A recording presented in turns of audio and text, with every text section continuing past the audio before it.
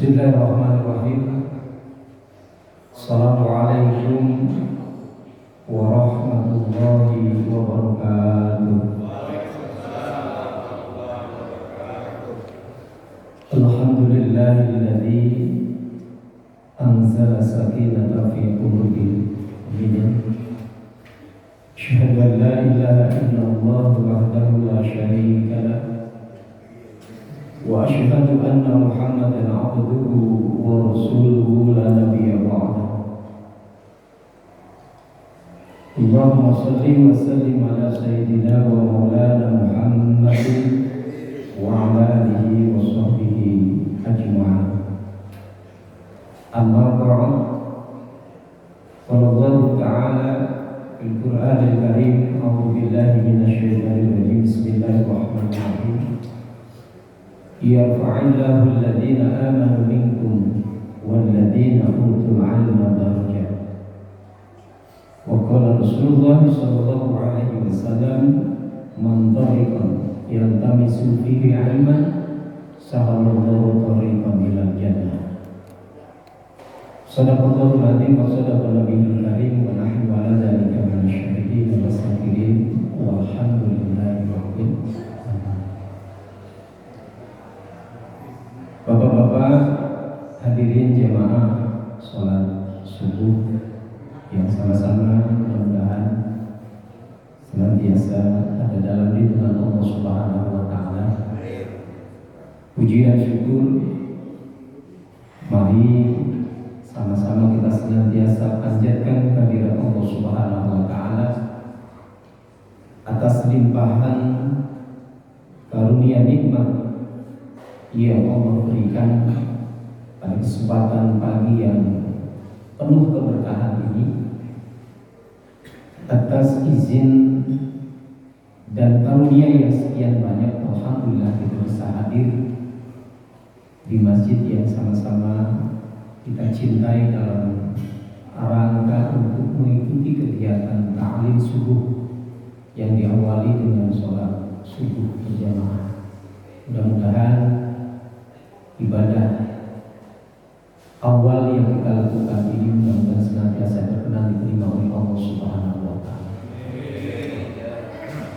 Shalawat kirim salam senantiasa tercurah limpah pada baginda Rasulullah Muhammad sallallahu alaihi wasallam, seorang manusia yang menjadi contoh tauladan buat kita semuanya kelak. Mudah-mudahan kita mendapatkan syafaatul husna, amin ya rabbal alamin. Karena kebahagiaan bagi setiap mukmin adalah ketika kita kelak Allah masukkan kita di surganya Allah Subhanahu wa taala. Betapa ketika kita banyak melakukan amaliyah ibadah dengan senantiasa melaksanakan semua syariat Islam, perintah Allah dan menjauhi semua larangan Allah, itulah yang akan mendatangkan rahmat-Nya Allah, dan kelak dengan rahmat Allah itulah yang mudah-mudahan semua kenikmatan kita bisa dikumpulkan kembali di surga Allah Subhanahu wa taala. Yarfa'illahu alladhina amanu minkum walladhina utul 'ilma darajat. Ini ayat yang mendorong bahwa sesungguhnya ketika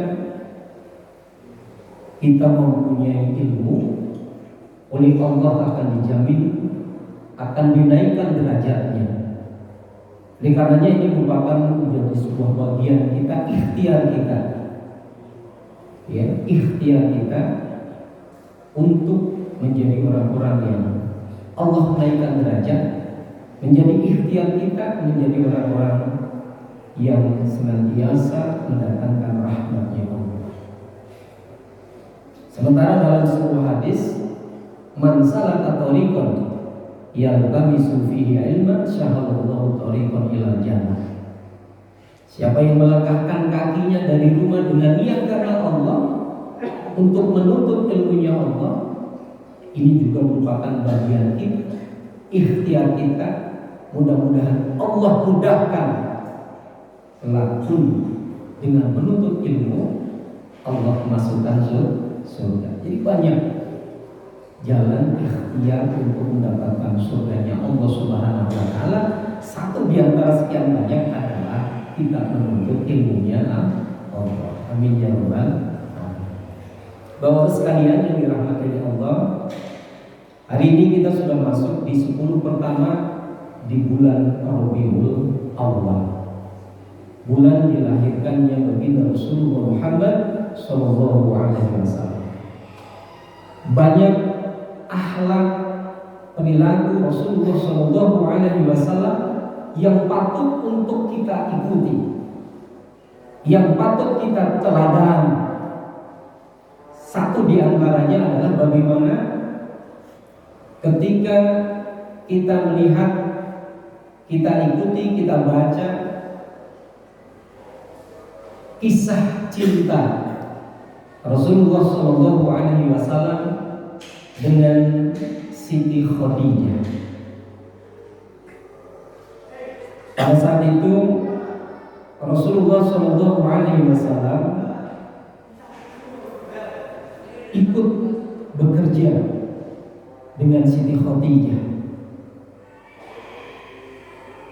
karena kejujurannya baginda Rasulullah sallallahu alaihi wasallam, makanya beliau dapat gelar Al-Amin. Karena kejujurannya Rasulullah sallallahu alaihi wasallam, maka Siti Khadijah memerintahkan asistennya yang bernama Siti Maisarah untuk meminang baginda Rasulullah Muhammad sallallahu alaihi wasallam. Akhlak apa yang wajib kita tiru adalah akhlaknya, budi pekertinya. Penekanan agama inilah yang menjadi fondasi di dalam mengakhiri bahtera rumah tangga. Makanya pada saat pernikahan Rasulullah sallallahu alaihi wasallam dengan Siti Khadijah itu selisihnya lumayan jauh. Berapa tahun? Berapa? 15. Pada saat itu Muhammad amrun nabi Rasulullah. Selisihnya 20. Usia beliau adalah 25. Sementara Siti Khadijah umurnya 40. 15 tahun selisih baginda Rasul dengan istrinya Siti Khadijah, tapi tidak menghalangi cintanya Rasul kepada Siti Khadijah. Karena apa? Karena rumah tangga yang dibangun atas dasar akhlak, agama, inilah yang akan menjadikan rumah tangga akan bisa terbangun dengan mendatangkan rahmatnya Allah. Sebagaimana Rasulullah sallallahu alaihi wasallam menyampaikan dalam sebuah sabdanya, "Tunkahul mar'atu li arba'in li jamaliha wa li nasabiha wa li maliha wa li diniha faqad bi'adil dari mansada." Jadi agama yang ketika dibangun atas dasar di dalam melalui bahtera rumah tangga, itulah yang insyaallah mendatangkan kebahagiaan. Oleh karenanya mudah-mudahan kita senantiasa berikhtiar kepada Allah, rumah tangga yang kita jalani senantiasa mendatangkan rahmat Allah Subhanahu wa taala, senantiasa mendatangkan rumah tangga yang sakinah, mawaddah, warahmah. Amin ya rabbal alamin. Bapak-bapak sekalian yang mudah-mudahan senantiasa diberikan keberkahan oleh Allah Subhanahu wa taala, hari ini saya mewakili dari salah satu guru kita yang berhalangan hadir. Mudah-mudahan waktu yang singkat kita bisa manfaatkan dengan sebaik-baiknya untuk senantiasa menggali berkaitan dengan beberapa hadis yang akan saya sampaikan. Mudah-mudahan ini semuanya akan menjadi ilmu yang bermanfaat. Amin ya rabbal alamin. Bapak sekalian yang dirahmati Allah Subhanahu wa taala, dalam sebuah hadis An Abi Musa radhiyallahu anhu qala Rasulullah sallallahu alaihi wasallam, al-mu'minu lil mu'min kal bunyan yasuddu ba'duhu ba'dan wa sabbaka baina asabi'ihi. Muttafaqun alaih. Ini hadis menerangkan bahwa sesungguhnya kita sebagai saudara, muslim yang satu adalah saudara dengan muslim yang lain. Mukmin yang satu dengan mukmin yang lain adalah saudara. Makanya pantas ketika Allah Subhanahu wa taala di dalam surat Al-Maidah di ayat 5 Allah berfirman, wa ta'awanu 'alal birri wat taqwa wa la ta'awanu 'alal ismi wal 'udwan wattaqullaha innallaha shadidul 'iqab. Mukmin yang satu dengan mukmin yang lain, muslim satu dengan muslim yang lain itu harus saling tolong menolong. Bukan sebaliknya. Hanya karena perbedaan politik, hanya karena perbedaan mazhab, hanya perbedaan argumentasi dan sebagainya, akhirnya saling gontok-gontokan,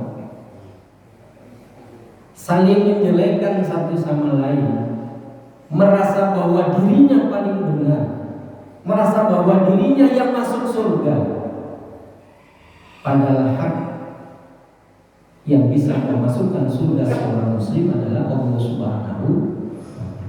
Makanya yuk, muslim yang satu dengan muslim yang lain harus saling bergandengan tangan, harus saling tolong menolong dalam hal apa? Dalam hal kebaikan, lebih kebaikan. Sebaliknya, jangan tolong menolong dalam hal udwan, permusuhan. Ini dalam politik. Kalau satu rumah antara istri, suami, anak beda pandangan dan tidak mengedepankan bahwa sesungguhnya itu adalah urusan kemanusiaan, banyak yang akhirnya saling bermusuhan. Dan mohon maaf, bisa jadi suami istri yang berbeda pandangan politik akhirnya rumah tangga jadi pisah.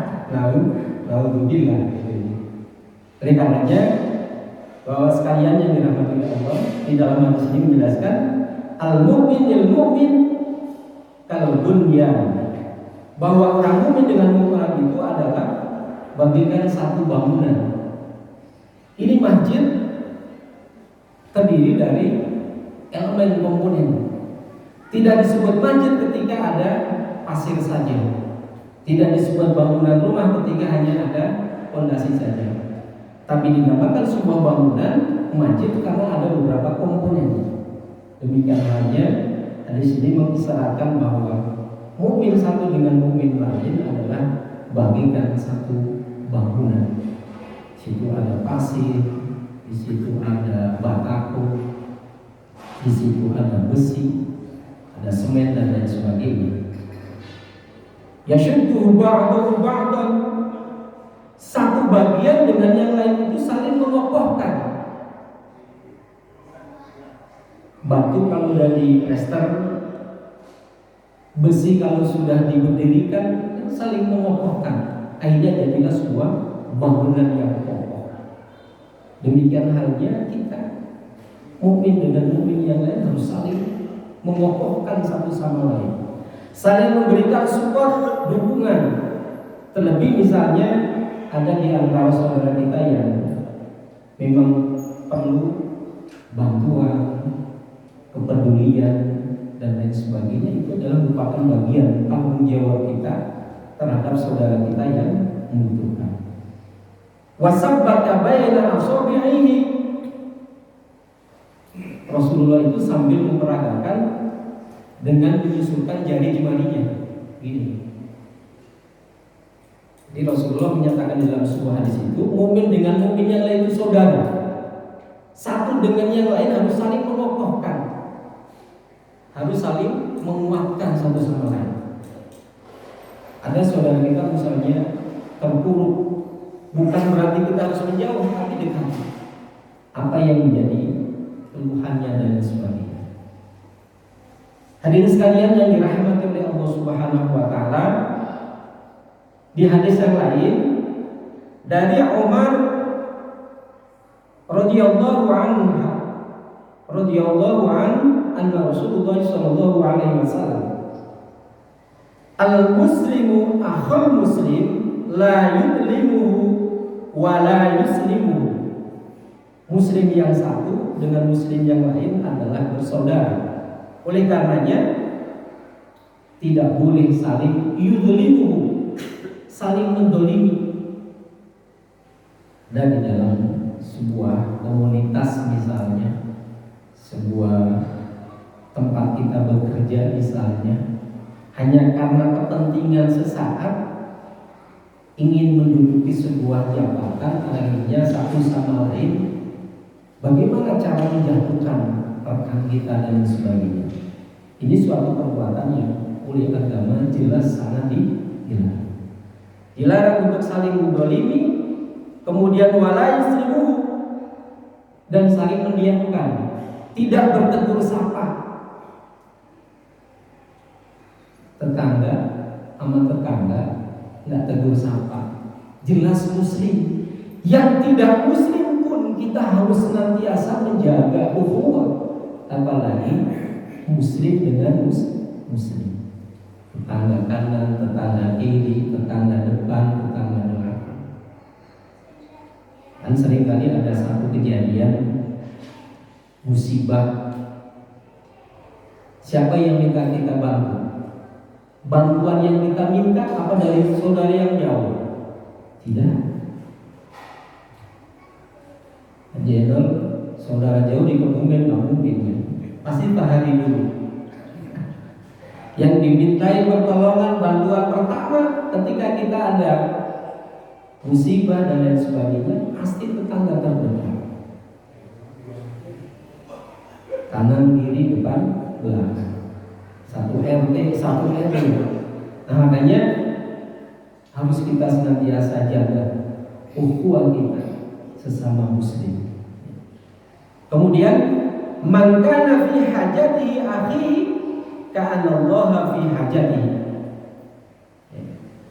Barang siapa yang memperhatikan hajatnya, memperhatikan kepentingannya saudaranya itu, ka'anallahu fi hajatihi, maka Allah akan memperhatikan kepentingannya. Ini janji Allah. Siapa yang memperhatikan kepentingannya saudaranya, maka Allah akan memperhatikan apa yang menjadi kepentingan seseorang tadi.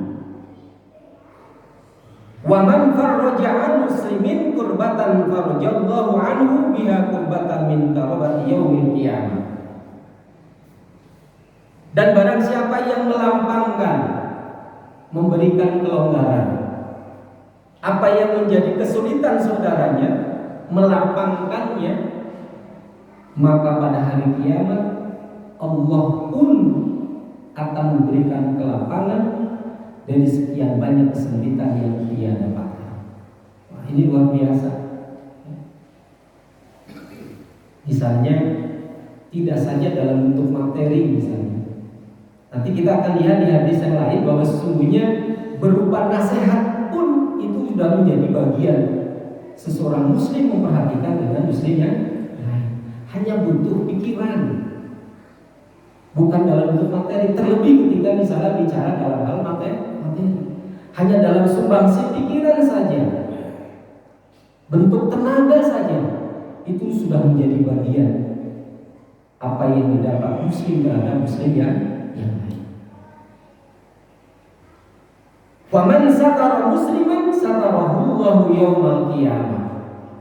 Dan barang siapa yang menyembunyikan seorang muslim terkait dengan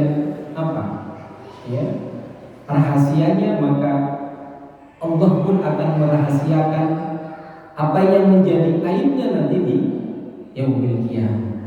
Mohon maaf, sekali waktu misalnya Pak Sidik, ada orang curhat, terkait apa yang menjadi aibnya dia. Pasti memberikan solusi dan lain sebagainya misalnya. Maka ketika Pasidik mampu menjaga apa yang menjadi rahasianya orang tadi, maka Allah akan jaga aibnya kelak di yaumil kiamat terhadap Pasidik. Jadi aib orang itu harus kita tutup. Jangan sampai kita membuka aib saudara kita sendiri. Terlebih misalnya terhadap pasangan hidup kita. Kita menceritakan aib suami kita. Bagi para istri misalnya, nggak kalah, bapak-bapak juga sama. Menceritakan aib istrinya sendiri kepada orang lain. Tapi ketika orang yang dipercaya menerima apa curhatan tadi, mampu menjaga rahasianya, tidak masalah. Yang dikhawatirkan adalah ketika dia tidak mampu menjaga aib terhadap orang lain, itu yang bahaya. Oleh karenanya kita harus senantiasa berupaya untuk menjaga aib orang lain. Bapak sekalian yang dirahmati oleh Allah Subhanahu wa taala, hadis ini diriwayatkan dari Imam Bukhari dan Imam Muslim. Nah, kemudian hadis yang lain disebutkan An Abi Hurairah radhiyallahu anhu qala Rasulullah sallallahu alaihi wasallam haqqul muslim ala muslim sittun. Hak muslim yang satu dengan yang lain itu adalah sittun, ada 6. Kalau bicara hak itu kan kaitan dengan kehidupan kita di dalam bertetangga. Jadi muslim satu dengan muslim yang lain itu punya hak yang harus ditunaikan. Ada berapa? Sittun, ada 6. Yang pertama, idza laqiyat salat alaihi. Apabila engkau bertemu, fasallam alaihi, ucapkan salam. Ketemu di jalan, assalamualaikum, kan gitu. Halo guys, hai. Jadi ucapan-ucapan yang sesungguhnya tidak mengandung doa itu harus diminimalisasi. Tapi agama mengajarkan ketika satu muslim ketemu dengan muslim yang lain, ucapan yang mengandung doa adalah assalamualaikum, sunnah untuk menjawab. Tapi ketika menjawab adalah wajib. Assalamualaikum, waalaikumsalam. Baik di media sosial, terlebih ketika kita bertatap muka seperti ini, ketemu di jalan, di warung, jalan dan sebagainya. Kemudian yang kedua, wa idza ta'aka fa'ajibuhu. Ketika diundang, terlebih misalnya walimatul urus, wa'ajibuhu, maka wajib untuk memenuhi undangan tersebut. Kecuali dalam keadaan udzur, sakit yang tidak memungkinkan untuk bisa hadir, atau di acara itu ada bentuk-bentuk kemaksiatan. Ada organ tunggal penyanyian nggak pakai celana misalnya, penjengkel nggak wajib hadir. Jadi ketika ada satu kegiatan di tempat tersebut ada kemaksiatan, ada judi misalnya, ada minum-minuman khamr misalnya, nggak apa-apa kita nggak hadir, nggak dosa. Tapi ketika itu kegiatan yang sifatnya bentuk-bentuk kesunahan, maka kita harus wajib hadir. Ya. Di dalam sebuah hadis disebutkan idza du'iya ahadukum ila walimatil falyati biha. Jika seorang di antara kalian diundang untuk menghadiri walimah, falyatiha, maka hendaklah dia menghadirinya. Jadi ini perintah Rasul, perintah Nabi. Kecuali tadi dalam keadaan udzur atau di tempat itu penuh dengan bentuk kemaksiatan, kita tidak wajib hadir. Kan suka ada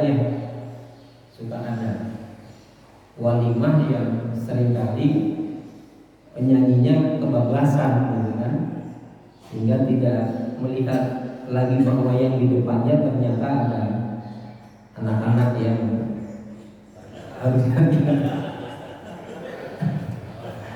kayaknya itu aja. Baik. Nah, yang ketiga, wa idza istansaha fansahu, apabila engkau diminta untuk memberikan nasihat, maka berilah nasihat. Itu wajib, ya, siapapun dia dan siapapun yang datang. Apalagi misalnya ini menyangkut hajat hidup dia, kelangsungan kehidupan mereka, misalnya wajib. Ya. Kalau misalnya tidak bisa misalnya mereferensikan kepada seseorang yang mungkin dia bisa menyelesaikan hajatnya, nasihat yang diinginkannya. Bapak sekalian yang dirahmati oleh Allah Subhanahu wa taala, dan selanjutnya wa idza 'atasa fahamidallahu fasamathu, dan apabila dia bersin, maka ketika dia mengucapkan alhamdulillah, maka kita doakan apa? Ya Allah. Kalau dia baca alhamdulillah, kalau nggak baca alhamdulillah nggak usah. Kadang latah, orang bersin latah. Ibu-ibu biasanya juga.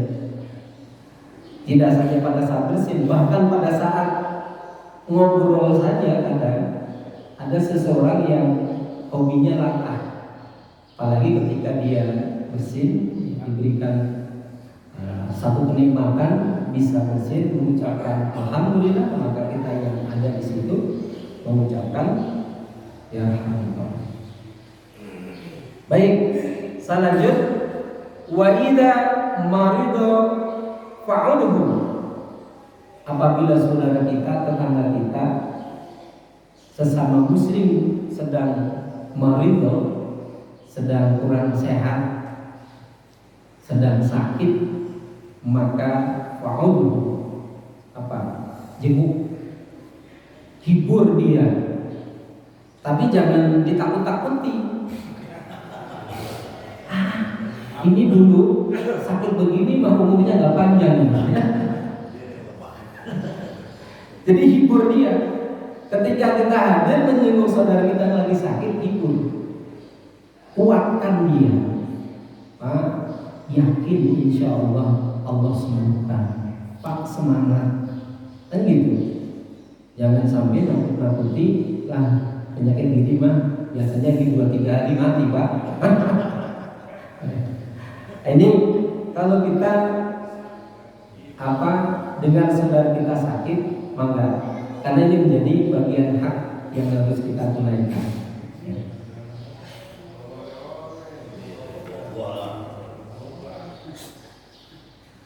Kemudian yang terakhir, Bapak sekalian yang dirahmati oleh Allah Subhanahu wa taala, wa idza mata fa'asmahu, apabila dia meninggal, iringi jenazahnya sampai ke pemakaman.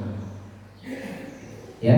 Jadi yang terakhir terkait dengan hadis yang diriwayatkan dari Abu Hurairah, itu adalah ketika mata faat subahu, ketika saudara kita meninggal, maka iringi sampai tempat pemakaman. Karena luar biasa, Pak. Ya, orang yang menyolatkan jenazah itu akan diberikan pahala seperti pahalanya apa? Dalam sebuah hadis bikiror taini. Ya. Jadi pahalanya itu 2 kirot. Man taba'a janazah musliman imanan wahtisaban wa kana ma'ahu hatta yusalli 'alaiha wa yafraghu min dafniha fa innahu yarji'u bi kitratain. Manittaba janazah, barang siapa yang mengiringi jenazah al-muslimin, seorang muslim, imanan, didasari atas dasar keimanan, bukan atas dasar gak enak. Kagak nyolatin kagak enak sama ahli warisnya. Tapi dalam bentuk ibadah apapun ketika tidak didasari atas dasar keimanan, maka tidak mendatangkan sebuah nilai pahala. Tapi dasarilah semua bentuk ibadah dengan iman, wahtisaban, mengharap ridhonya Allah Subhanahu wa ta'ala, wa kana ma'ahu hatta yusalli 'alaiha, maka kemudian dia berada di dekatnya hingga dia menyolatkan sampai selesai. Fa innahu yarji'u bi kitratain, maka dia akan membawa 2 qirot pahala. Di dalam sebuah hadis lain disebutkan bahwa qirot itu adalah seperti gunung Uhud. Kullu qiratin mislu jabal Uhud. Satu qirotnya itu seperti gunung Uhud. Jadi pahalanya luar biasa. Ada waktu saudara kita meninggal ikut menyolatin, itu pahalanya diibaratkan dengan qirot tain, 2 gunung Uhud. Nah, kemudian wa man shalla 'alaiha summa raja'a an tadfana fa innahu yarji'u bi qitar. Dan barang siapa yang mensolatkan kemudian pulang sebelum dia dimakamkan, tidak ikut ke makam, maka dia mendapatkan biqirotin, hanya 1 qirot. Jadi lamun nyolakeun ikut ke makam itu dapat pahala semisal 2 gunung Uhud. Lamun nyolakeun hungkul ente ikut karena makam, dia cuma dapat 1 qirot.